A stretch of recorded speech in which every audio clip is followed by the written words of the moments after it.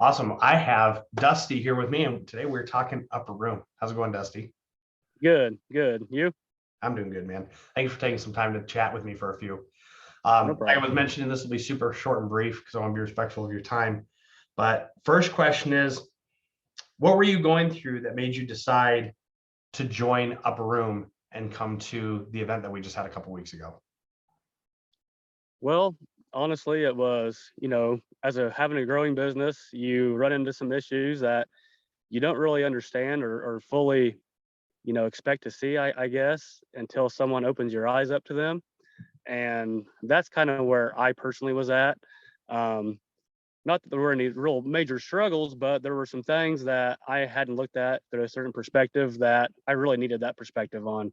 Sure. And the upper room really helped with that.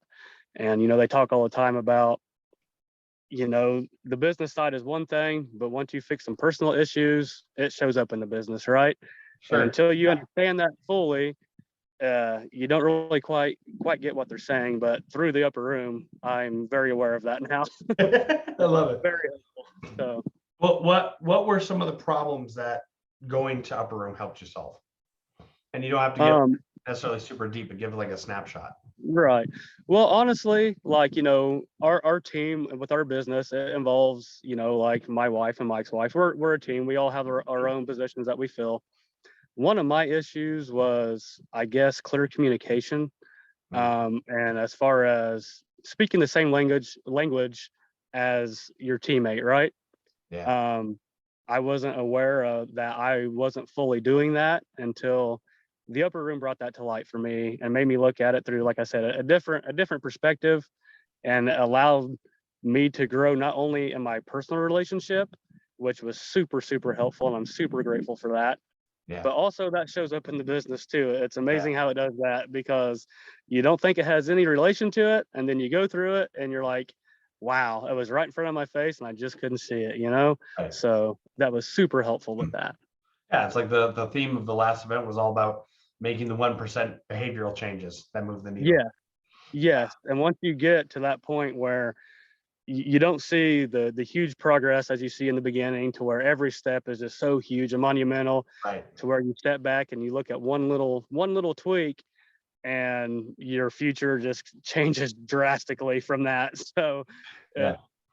it, it's a I don't know, once in a lifetime experience for sure. That's awesome, dude.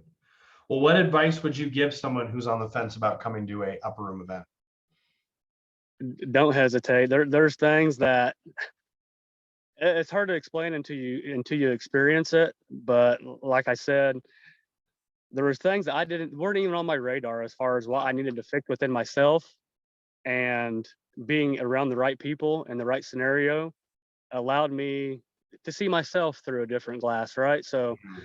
when you do that and you take action on that, the the the end of it is just unexplainable how rewarding it is. It, Yeah. I don't know. I smile a lot talking about it because it has meant so much to me.